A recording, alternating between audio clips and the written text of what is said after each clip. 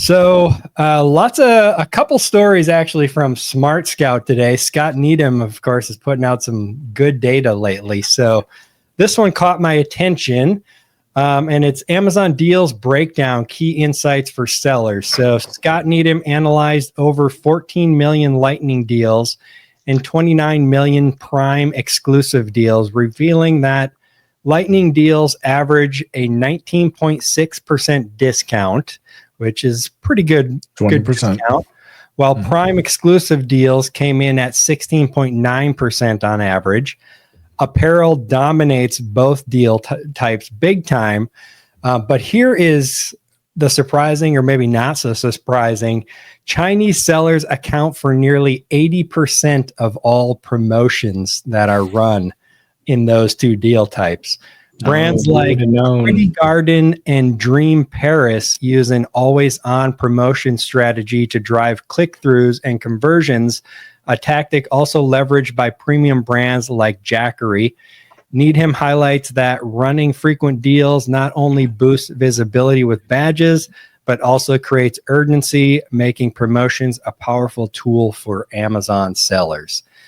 So, yeah, 80% are coming from the Chinese sellers. So what do you guys think? Are the U.S. sellers in other places, Europe, Canadian, kind of missing the ball on this? Or what are your guys' thoughts on these deals?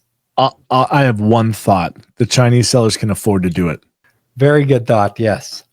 It's not even surprising, honestly, that it's that high. I honestly wouldn't be surprised if you said it's like 95%, right? I mean, the big thing at the end of the day is that they can afford to do it, like Dan said. It's just easy for them because they're already putting out a price that is way lower, and they're like, yeah, let's just throw an extra discount. The thing that I will say is kind of surprising is the always-on strategy, because typically speaking, that's supposed to, at some point in time, lower your average selling price, which is supposed to then, after a certain period of time, become your selling price. And you're not supposed to be able to keep a promotion on all the time. So yes, I'd be curious to see how they're doing that. Unless maybe they're switching it through like different ASINs, and that's what they mean by like always on. But yeah, so I know that there are a number of companies out there that there's a new deal every single week, and it's not always 20% off today, 20% off tomorrow.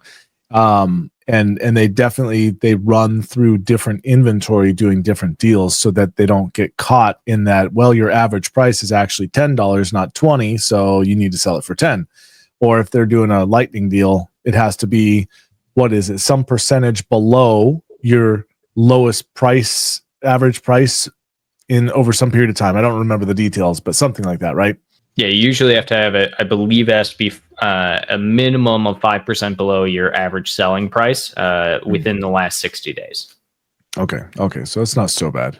No, I mean, it's not horrible, but it's still, I mean, if you're on like an always on price, and that's it. I've ran into issues in the past with sellers who do like that long-term always on promotion discount, and it does exactly that. And then when they want to raise it back up, it's a real pain in the butt, right? Because if you've been for 6, 8, 10 months on one price, and your average price is now that, trying to raise it up even 8 to 10% every week, eventually you get to the point where it's like, oh, we're raising it, 5 cents a day to try and get it back to where it needs to be. Yeah, I wonder if they're just rotating through the different deal types, like using Lightning deals and Prime exclusive, and then maybe just doing a sale and then running a coupon and kind of looping back through them to hack the system a little bit.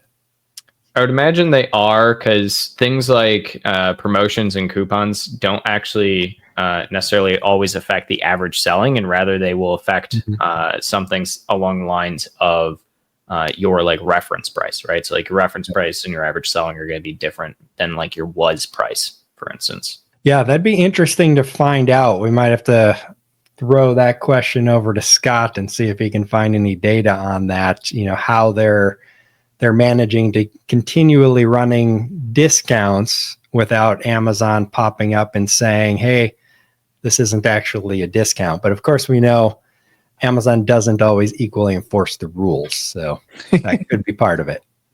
Well, and this also shows a very different mindset between the Chinese and how they sell, and a lot of American sellers and how we sell and have sold. It's kind of like the Dollar Tree versus department store mindset that sellers in the US are really trying to have value pricing. So that means they want to give a good value, but they still want to make a profit. And they want to use the discount strategically. So, you launch a product, you do a discount. You want to build Subscribe and Save, you do a discount. There should be a goal. And it'll be interesting over time to see if the US sellers feel like they have to start abandoning these long-held retail business principles because they are competing against the Dollar Tree Chinese strategy on Amazon. Yeah, it's definitely a good question, and we'll have to wait and see. I think, in my opinion, there's always going to be a market for a strongly built brand, and a brand that you feel like you can trust, even though we're in an age where Amazon is basically trying to eliminate the need for a brand, essentially, and just get stuff.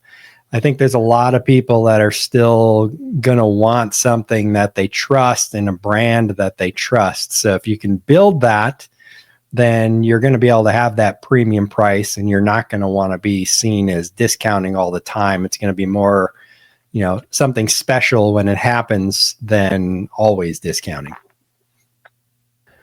Yeah. So the other thing that caught my eye here too, which I don't think is really surprising, percent of Lightning deals from first-party brands, 0.6%. with an average discount of 22%. So almost no discounts are being run from 1P brands versus 3P. Almost everything is 3P. So not too surprising, but it's I would think it'd be a little bit higher than that, but apparently most of the brands, when they're doing 1P, they kind of look at it as selling to like a retail store. They're not worried about the promotions. That's up to the retail store more than anything. Well, a lot of times. Oh, sorry, Noah. No, you're fine.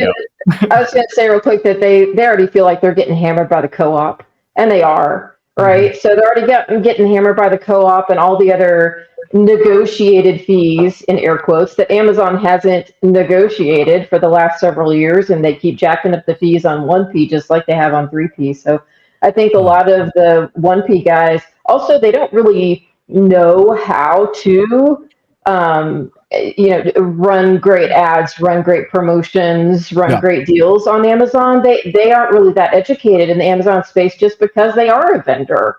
That's never been their goal. If they wanted to do all that, they'd probably be 3P. Not saying that they're not great sellers, just it's not where they spent their time and effort learning those strategies. Yeah, I would definitely agree. I think a majority of the 1P brands are just kind of set it and forget it kind of mindset. Send me the purchase orders and we're good to go. And they don't really want to care about Amazon, which can be to their detriment, I think, a lot. There's a lot of really good brands that do that, and they lose a lot of market share to the Chinese sellers, especially that way. But that's why people like us exist. Yes, for sure. Yeah, all of us, really. I mean, we all do it in one way or another, helping brands that are selling on 1P that probably should be 3P. We can help them do that. Yeah. That's why there's a market for it, because Amazon is difficult. I'd wager that Leslie, you probably deal with the greatest number of 1P sellers out of, if I had to guess, out of anyone in the industry. So I don't know. We have quite a few that we do work with, and what's fascinating, Danon? We have actually used this particular talking point as a strategy to try and get someone's 1P account back when they were suspended for quote unquote business reasons. That's when Amazon just won't tell you why they've suspended your 1P account, or the ones that they've just said we're not gonna do deal with y'all anymore. And we've actually used the strategy of, hey, we've actually been running ad campaigns. We've invested this much in ads. We've been doing this many deals. We are building the brand on Amazon over and above the co-op. And so you should let us sell it. And it's actually worked. Not every time, but it has worked sometimes because Yep. you're showing them you've actually got skin in the game and they're making more money off of you. Yes. It's been a fun strategy because like we were talking about, most 1P they just don't bother. They don't want to go there. Yeah, it's awesome data for sure. I don't do a ton of Lightning deals or Prime deals myself. Just I've literally occasionally. never done any. I'm definitely in that camp. I'm definitely not in the Chinese seller camp with the always on promotions. More sporadic every once in a while for special events kind of thing, or like you said, Leslie, if you're doing a launch or you need to boost your ranking for whatever reason, and using it in those ways more than anything. And so, maybe that's one of the reasons that Amazon likes the Chinese sellers so much, because they're paying them all those fees for the running the Lightning deals and Prime exclusive deals. I mean, let's be honest. They didn't open up the floodgates. What was it back in 2018 or something like that, Leslie? When they opened it up to Chinese sellers, something around there. Around then, yeah. Yeah, they didn't do it because they thought that they were going to play by the rules or knew that they were going to play by the rules. They did it because they knew that they'd be able to go, okay, we're making $5 billion off of all these 3P sellers that we have, but we could make $12 billion if we open it up here. And existing customers or existing 3P sellers be damned, which it did in many cases for a lot of them. Mm-hmm. So between Amazon Basics and Amazon Essentials, and then opening up the floodgates to direct from China sellers, it definitely it affected a lot of people. It changed the game in a big way. It made what used to be profitable products unprofitable and competition stiff. And it was around that time that you started seeing a whole lot of fraudulent products coming in, which led to the transparency program and brand registry and all these Amazons. I think got 4 programs to protect your brand, and most of them cost you some extra dollars or cents here and there, and all of them have been introduced when it was opened up that you could go China direct, with the exception of, I think brand registry might have come earlier, but this is for profit for Amazon. Like they got enough griping from us, said, hey, these guys are literally breaking the law. And they're like, oh, well, cool. I mean, we're in Seattle and they're in China. We don't recognize the law. And I'm like, no. Yeah, you do. And so they come out with this program, and it was broken the first time they got it out. It literally did nothing. Yeah, I'll stop griping. All I'm saying is it was a profit play. They opened it up because they could probably more than double. I think more than 60% of the 3P sellers are direct Chinese sellers. Mm-hmm. I think I'm not saying they're all bad either. No, go ahead, Noah. Well, I to kind of agree with your point, I think it was not only a profit play, but also a market share play, right? Because, back in 2018 when they had initially announced it, right? And it wasn't really until like 2019 when you started to see them come onto the market.